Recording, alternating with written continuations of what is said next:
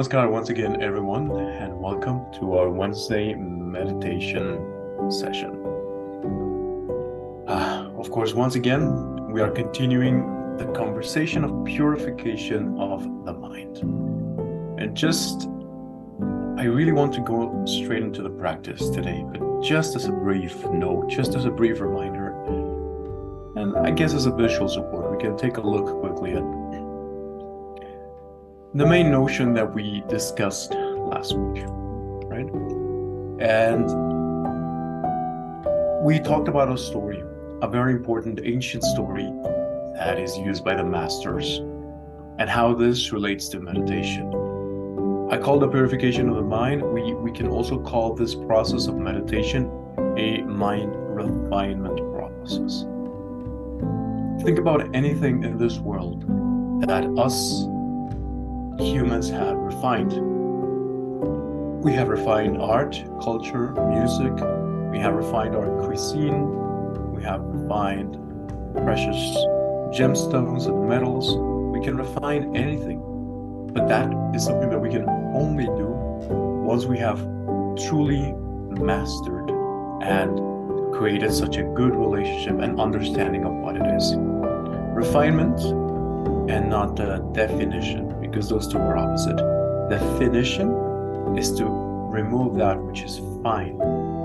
That's a definition.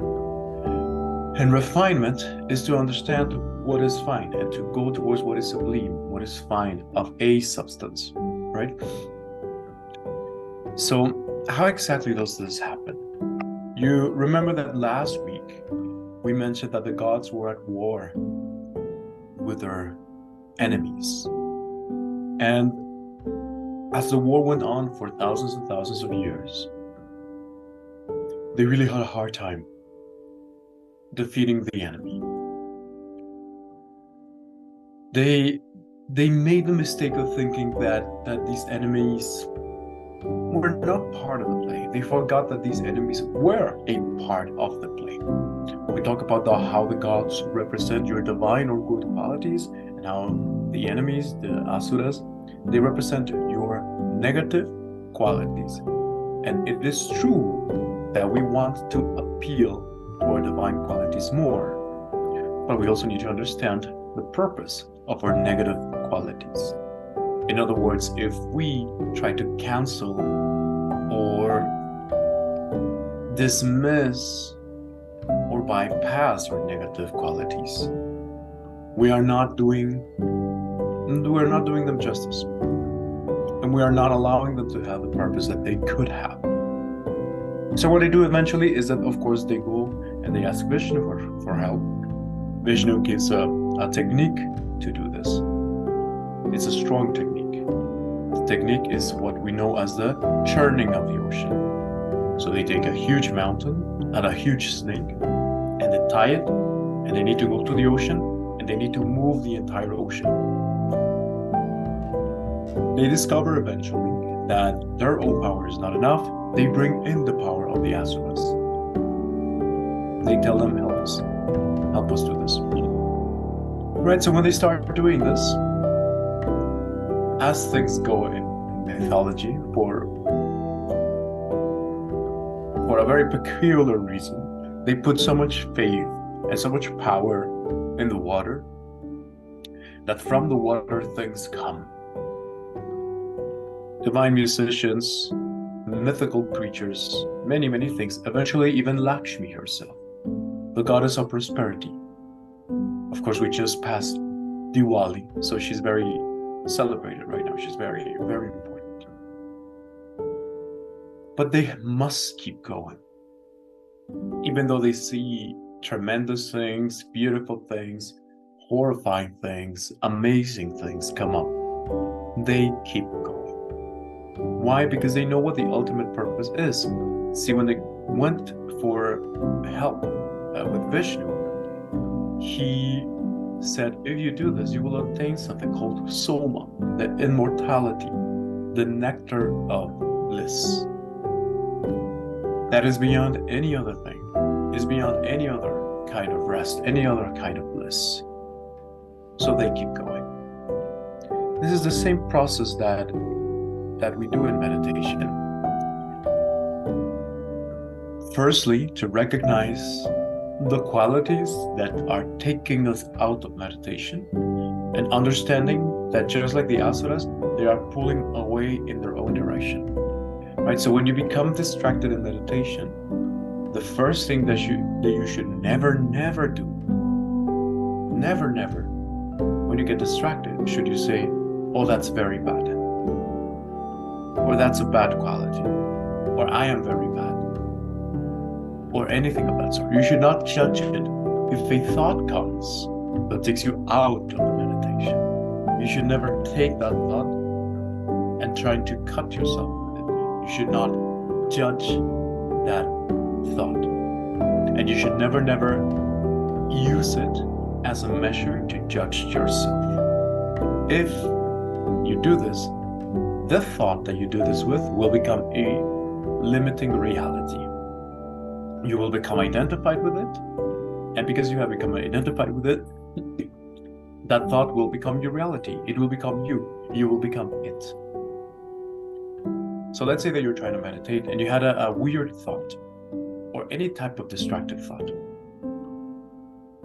or a destructive thought. The first thing that you should do is to simply be loving and return to your task in meditation. Never grasp it, never hold on to it. Now, the same goes with positive thinking, positive thought that interrupts you in meditation. Because the important part is that this tells us about the identification with the ego.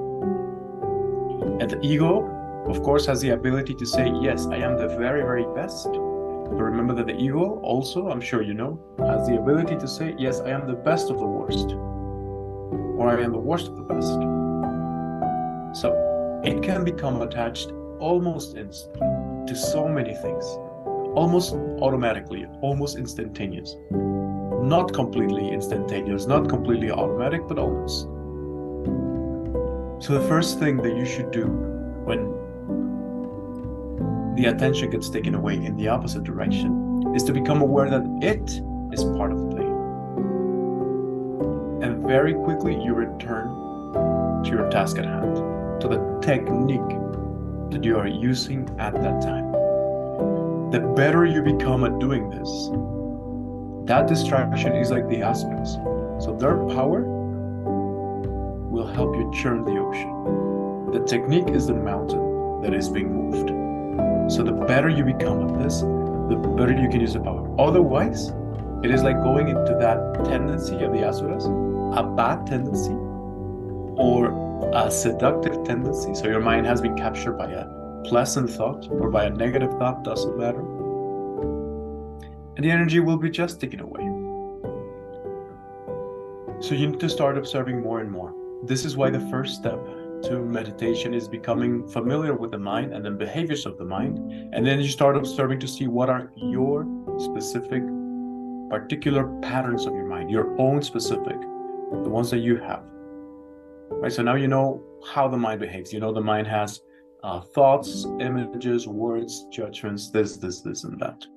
You have become very, very familiar, right? So now you observe which ones are yours, and you start identifying, yes, this is how I get distracted. Nobody else gets distracted like I do, but the way I get distracted is I have this fear, this concern, or this fantasy in my mind. These are the ones that take my attention away. You will notice that those are the same ones that take your attention away during the day, and they take your power away because attention is power. So you identify them, and now you're allowing yourself to detach and sit in love and sit at peace with it. You let them come up, and as soon as they come up, you come back. This is the secret to bringing power. It's not about saying that there's anything bad with the thought that comes up. It's never about that.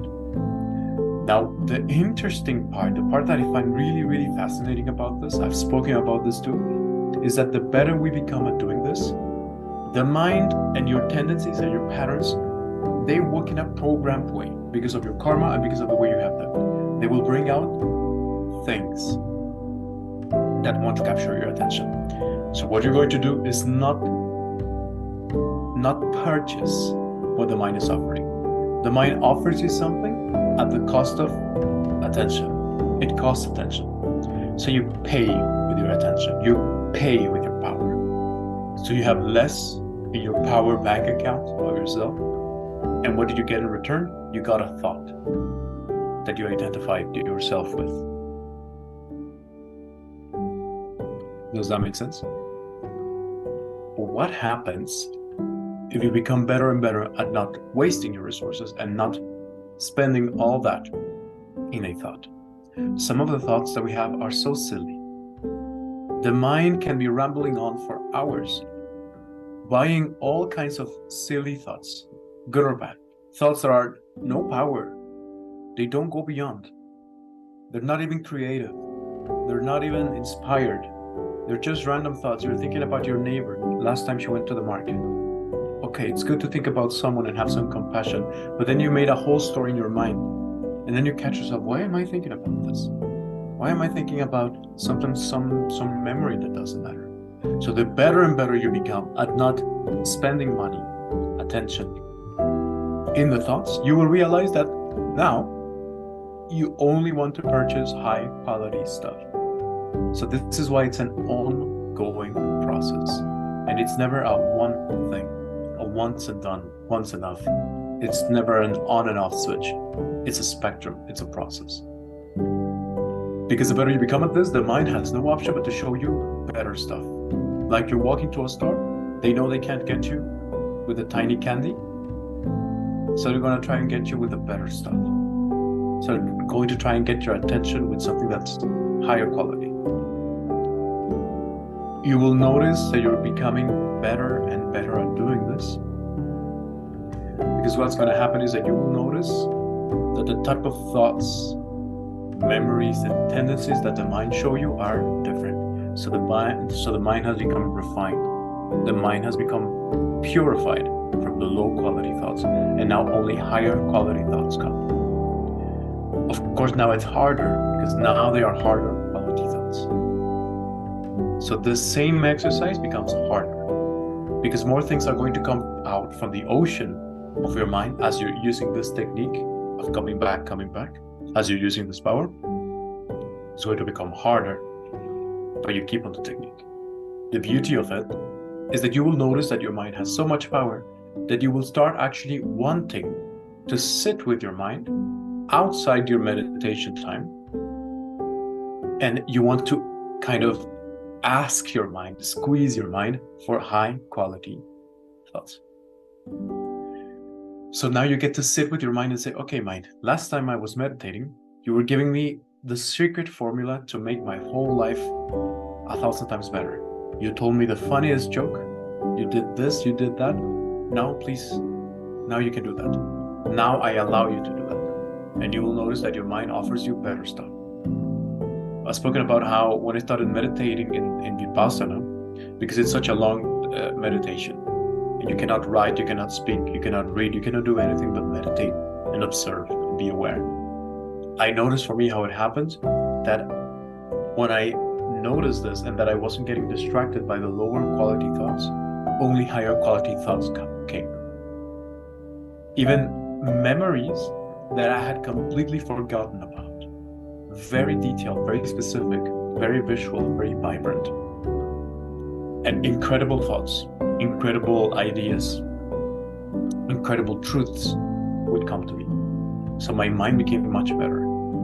There was even this one time on which we were eating on one of the last days, and my mind told me the funniest joke I had heard in such a long time. And I just started laughing in a silent meditation retreat. The people must have thought I was crazy. It was very funny, but I couldn't write it down. It's part of the process. Because I couldn't identify with it. I only had it for however long I had it.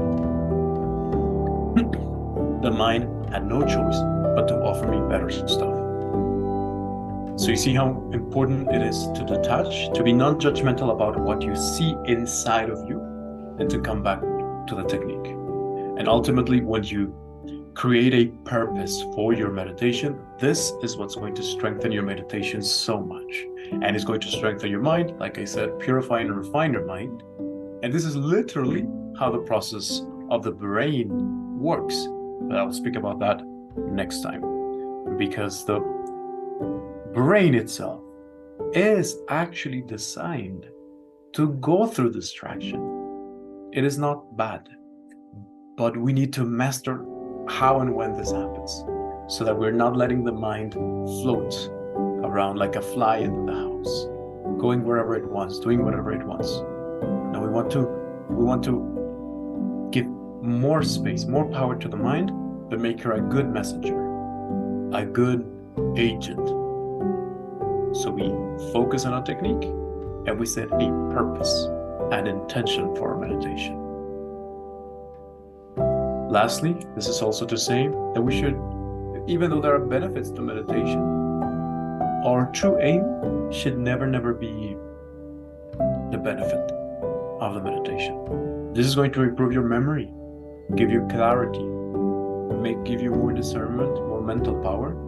This gives you many more things that we will talk about.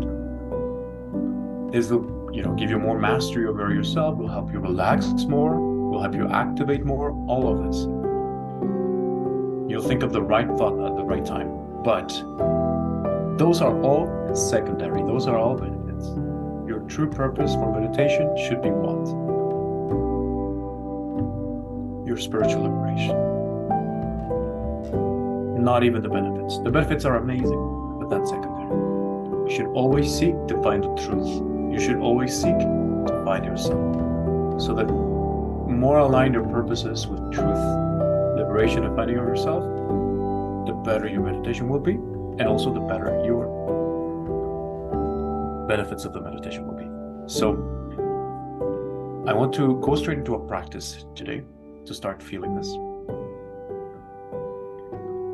So please come into a comfortable meditative posture to prepare.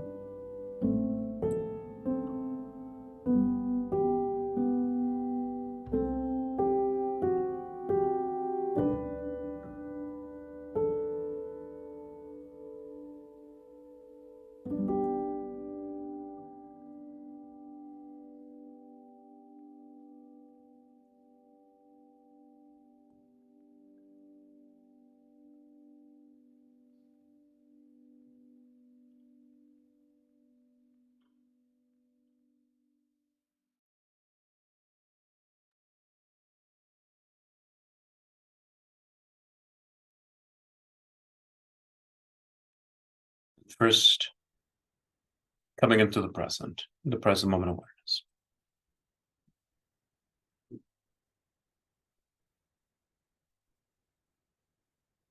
Connect with the body. Land in your body. And as you scan your body and you make the body comfortable, also make sure if there's any tension to let it go. Connect with your face and let go of any tension.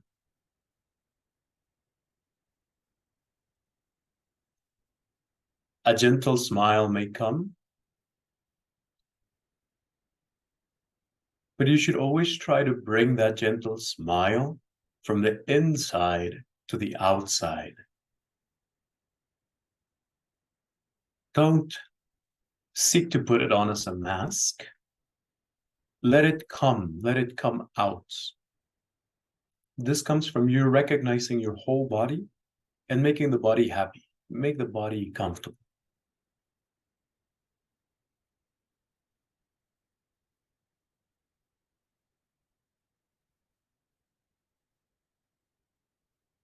Let us come into the breath now. So we can become present. We take a few rounds of just normal breath, awareness in the breath.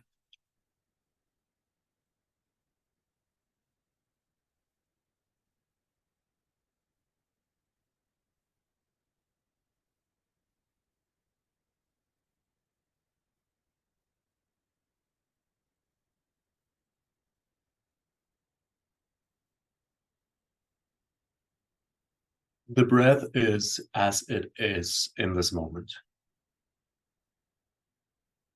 It may be slightly different than other times. It may be more shallow, deeper. One of your nostrils may be drier or blocked. Whatever you find, just let it be.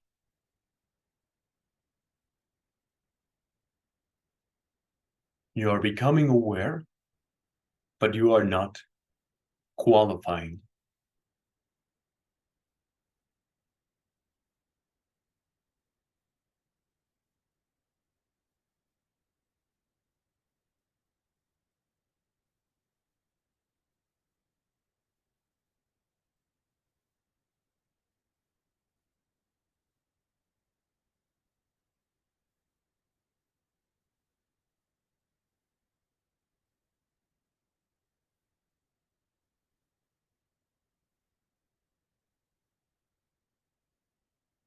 And as you extend your period of breath observation, the mind becomes active.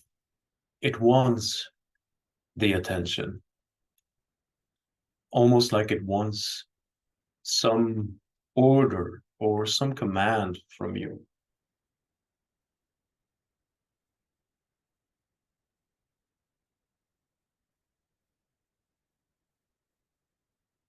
So the mind begins showing you in its language, in its behaviors, shows you patterns, images and words, the past and the future.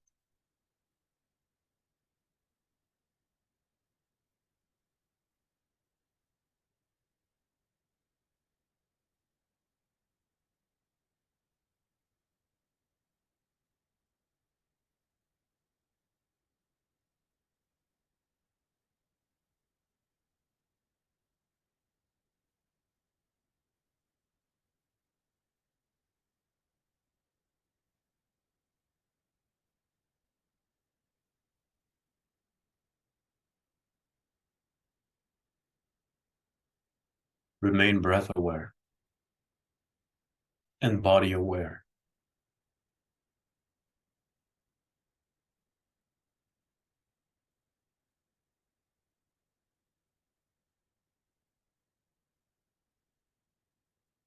Be at peace with whatever the mind shows you. Don't suppress the mind. Let the thoughts come. They'll stay in your radar for a while. And soon enough, they will go. But you are always there. You remain at your core, in your center. There is a place of pure awareness and pure presence.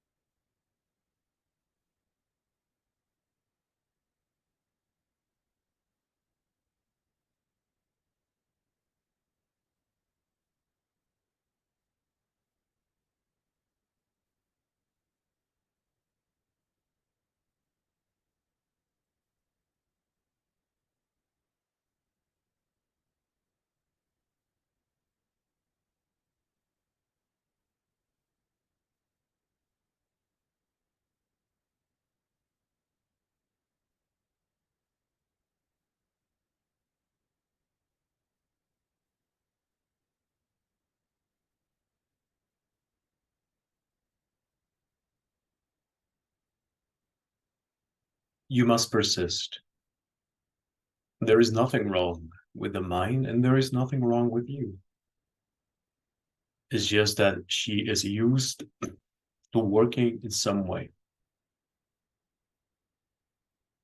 But now You are seeking to understand it more and change the mechanics of your own mind. Change the value system, the economy of your mind.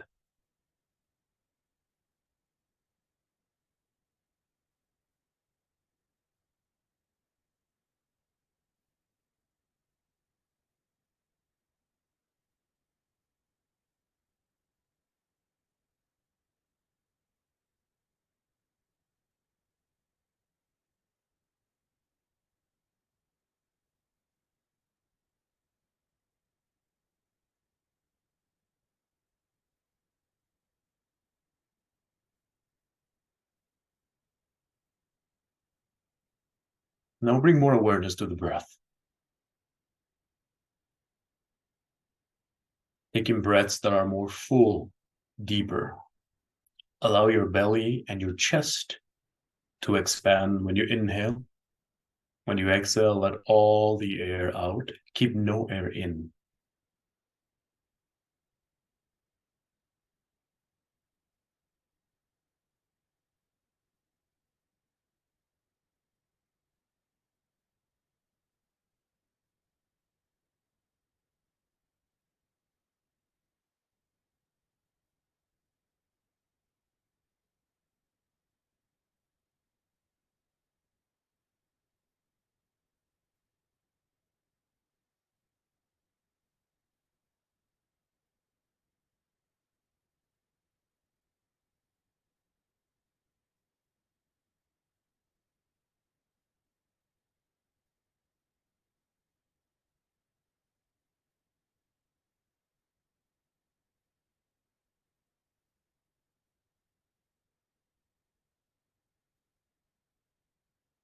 Find a rhythm to your breath. Your exhalation should be as long as your inhalation, and you should observe the pauses in between.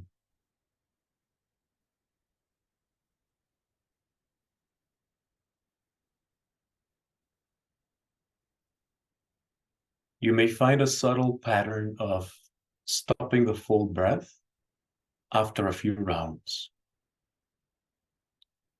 The mind does not want to give it more attention, but insists on making your belly and your chest expand.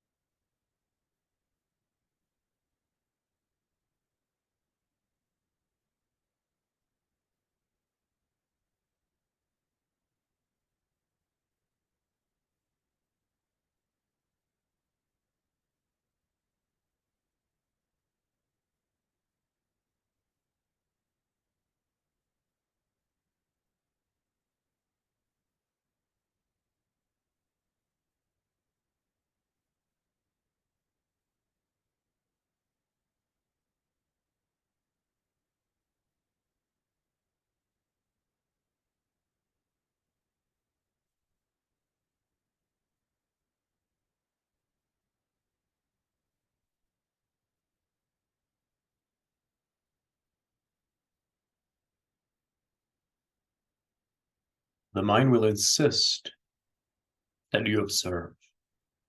And also, because you are used to the pattern, you may find that even the body participates in the distraction, or that the mind wants to identify something outside from your senses. But all of this is fine, and you choose not to participate.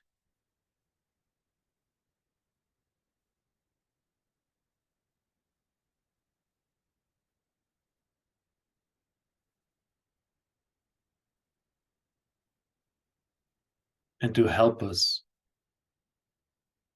we are adding one more technique.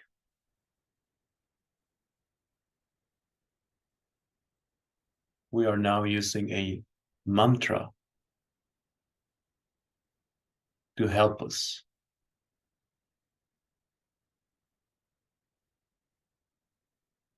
We are using the mantra of I am that.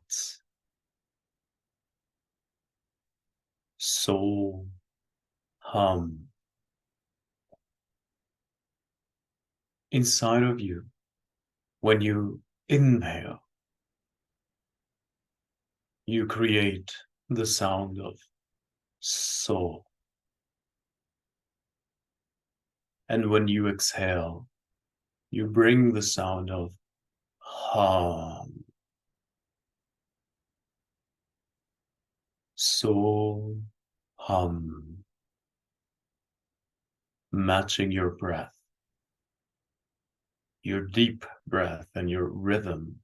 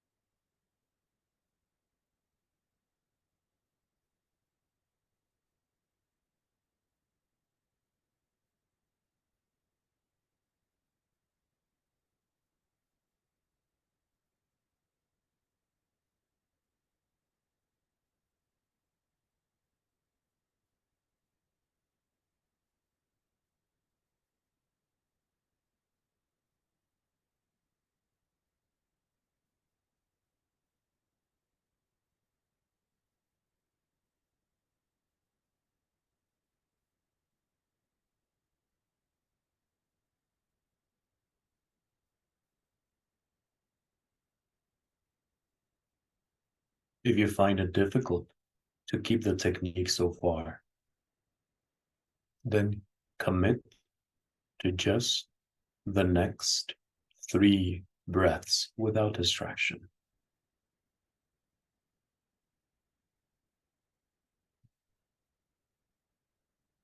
And if that is still difficult, commit to 1 breath without distraction.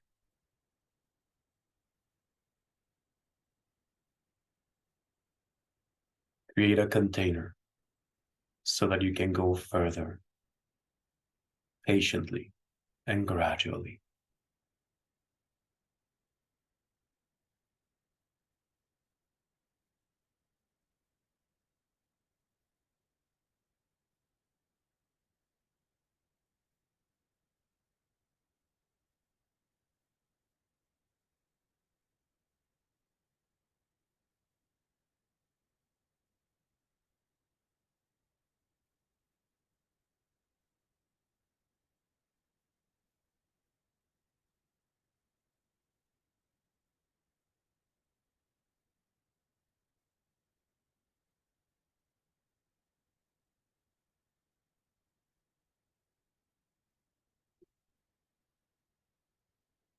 Bring your attention to your central energy channel at the base of your spine and your perineum.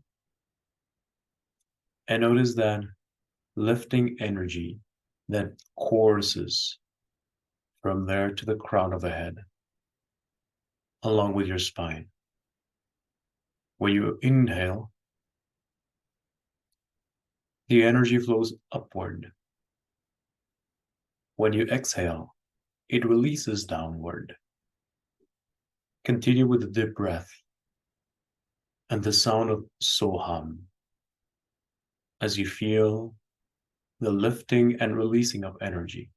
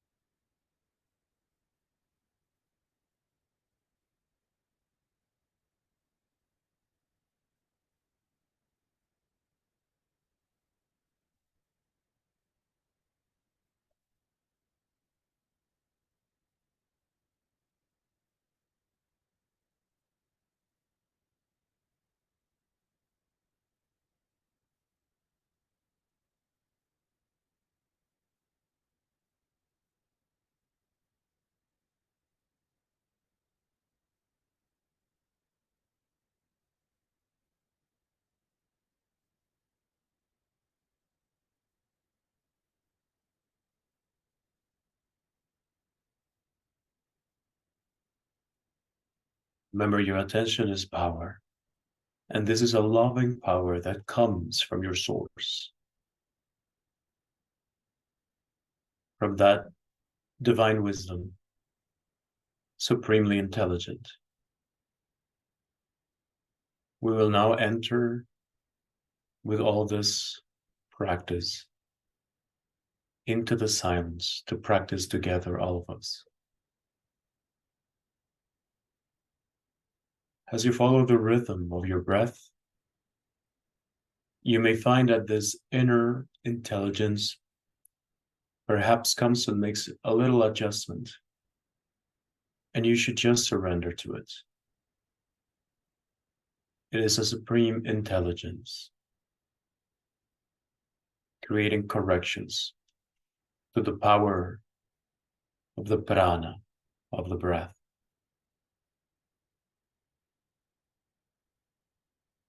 Flowing up and down.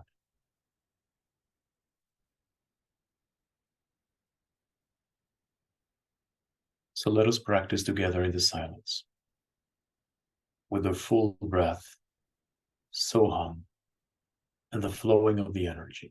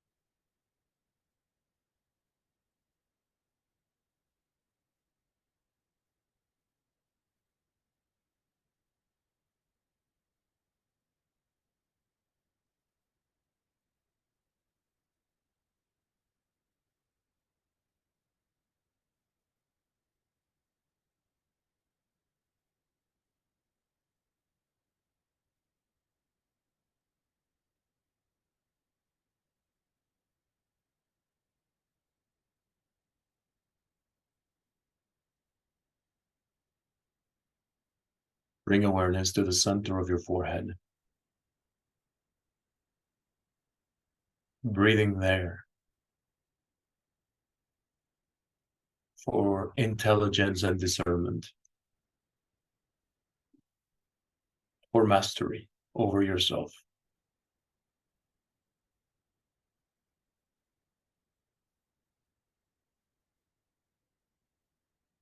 Bring your awareness to the center of your throat, for integrity and alignment.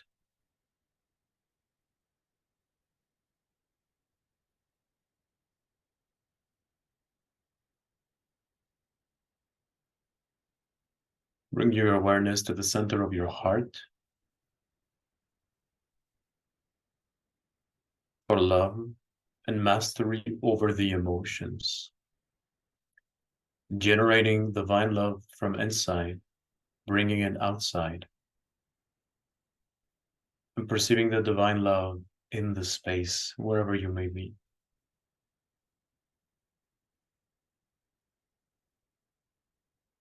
Bring the awareness to the center of your belly, around your belly button.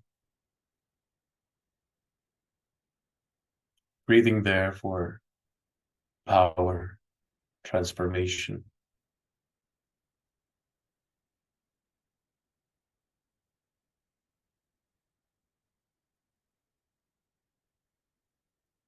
Bring your awareness to the center in your sacrum, in your lower belly, for good judgment, for freedom from duality, and to obtain creativity.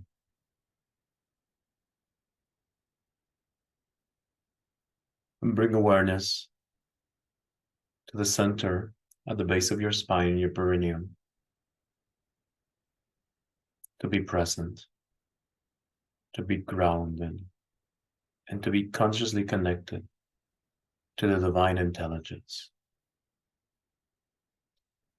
You may want to take a few more deep breaths with your belly and your chest to energize the body as you connect with the physical body and your presence in the room that you are in. Let your meditation bring life and power. Let it bring life and power to your life, to your world, to your body. Inhale deeply, exhale completely. You may feel like the breath wants you to use your abdominal muscles more. Like you want to bring in the air and your body wants to awaken. Perhaps there's even a little adjustment and movement that comes as you connect physically with your body, as you contract the muscles of your perineum and your belly.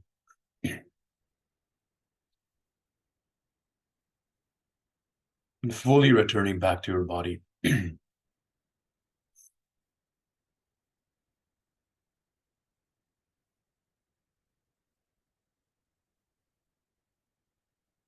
Fully connecting with your senses, with a replenished body full of energy, full of vitality. Your senses full of energy. Sit with the feeling, connect with the present still.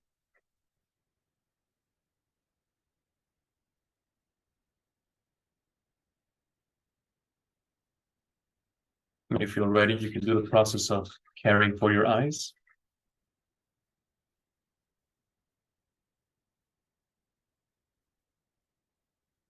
And I'm going to give you a couple of minutes to write down in your journal when you're ready.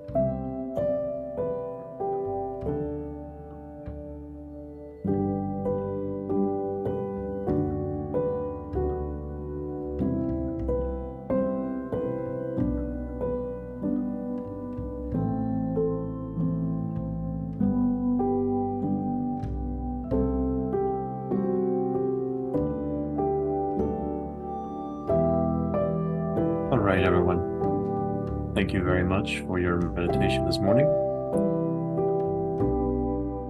How was your meditation today? Well, you feel like it's a new level because you have increased your mastery of your mind. You have increased your mastery of yourself. But of course, you will find if you go back to previous recordings and you check what we've done, how we've been building up to this. And today we actually went a little bit deeper. But when we sit in the silence like this, if we learn this, there is so much to do. You see how the gods needed to sit down with the demons. They needed to stop fighting the demons. Eventually, there's always going to be this awareness of what both parties are doing. But the problem is that when we deny something, when we reject something without knowing it first, why it came, whatever we reject actually does not get rejected. It becomes a parasite, so it gets more power. And then we create, very often, we create fear on it. And if we are not masters of this, if we do not master fear, the big problem is that we become obsessive and we think about the fear a lot. So what we think about a lot, what does it become? It becomes our God. That's why brahmacharya is such an important practice. What you think about a lot becomes your God. So if we think a lot about war will become our God. If we think a lot about fear, about lack and scarcity, that will become our God. Right? So when we do the opposite, when we let the thoughts come in, and like you say, I'm not trying to welcome it, but I'm also not trying to shut it out. We let the thought come. So, okay, I don't like you, but come and sit here. I want to understand why I don't like you. Who are you? Why don't I like you? Now I see. You're actually not that bad. It's me who sees this part as blah, blah, blah. Or perhaps, you know what? Yes, I confirmed. I do not like you, but now I understand why. So when I see you, I will just not create spaces where we need to interact this way. It becomes even a social tool. And when the thought comes and we reject it, it becomes a parasite, and we are in an unconscious, subconscious way identifying with it. So then the thought becomes part of us. And when we actually sit and observe it, we are detaching. We are witnessing it more. And this is what the gods did. They sat down with the demons and they made a plan together. You pull that way, we pulled this way. That's all. They're both part of the duality of the big picture of the creation. And it all made sense. This is what we can also call, as they do in psychology, to understand your shadow. Your shadow is also incredibly powerful, and it was put there by your soul for a reason. and it has a lot of power, that it would be such a shame not to understand this power and know its purpose. I think there was one more thing I wanted to say about that. Yes, the non-judgment part. When you're in meditation, I want to make this point too. When you're in meditation, we're doing this exercise, we do the non-judgment, right? Judgment, however, is very important. Just don't bring it into the meditation, because the judgment part is an exercise of our mind that has its own spaces. And in meditation, let's just say that we don't want to access that judgment part that way.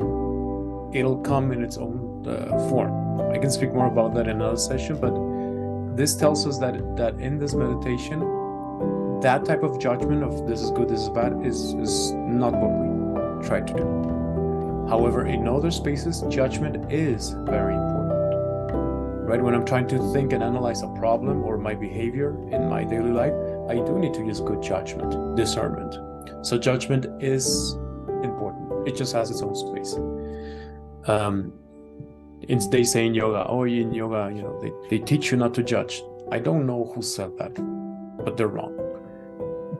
Yoga, you should judge a lot. The part that you should not judge are the impressions that come when you meditate. That you don't judge. And you don't judge the other in a way that you block them from compassion and love, but you should judge the other to understand at least where they are and where you are, and where to set boundaries, and when you need to be guided or when you need to offer guidance. So good judgment is important, just not judgment of your impressions. Don't judge your impressions as a measure of yourself. The mind is the mind, and you are not the mind. So even if the most funny thought comes, the most creative thought, or the most horrifying thought comes, you are not the mind. So it's not you. So you can let it go. Many times people have asked me, I also had this question a lot. Why do I have these thoughts? Sometimes I have thoughts that I don't like. Thoughts of ideas that I would never do. I had a thought of, stealing something or doing something bad. And I was told, well, you also have thoughts of giving to charity and then doing something good. So why did you decide that it is different? Just realize that it's all the mind, that you need not identify with it, and you need not make it about yourself. Oh, I am very bad because I had a thought of stealing or doing something bad. Oh, I am very good because I had a thought of donation and doing something good. It's just the mind. It's not about doing or not doing. This is the last thing I want to say. Spirituality is never about doing or not doing. It's only about doing with awareness, choosing with awareness. That's how you could become a spiritual Robin Hood and you steal, if that's what your sole purpose is. But please don't go stealing things. Don't tell them, don't say that I told you to go steal things. But it's about the awareness, saying, oh, you know what? I had this thought. Let me become really aware of it. Let me not make it about myself. I had a really creative thought. Instead of, doing a parade for my own ego, I want to see how I can bring it into reality. I don't make it about myself. I make it about my purpose. So you're refined, you're purified, and your patterns are purified. Your ego is purified, and then you can just do whatever you want and let everything else be. And because you're doing it with awareness, then no one can tell you anything. No one can tell you, that you're showing off. Why? Because you did it consciously. You're not doing it for their attention. You're doing it out of love. You're not doing it to suppress anyone, to suppress yourself, right? So nobody can tell you anymore. So you're free from societal expectations, because you free yourself first from your own expectations, and then you do whatever you want, but consciously. Again, don't do negative things, of course. When you have the power to do anything you want, you will realize that it's still a benevolent power. So you will feel how, even if you try, you can't use this wisdom, you cannot use this power for evil deeds. You can't. It'll actually not allow it to happen. Especially because, you know, you two and everyone watching, you're honorable people, so you can't actually use this energy for a negative or an evil purpose. It's just it's not possible. Negativity is not possible at that level. So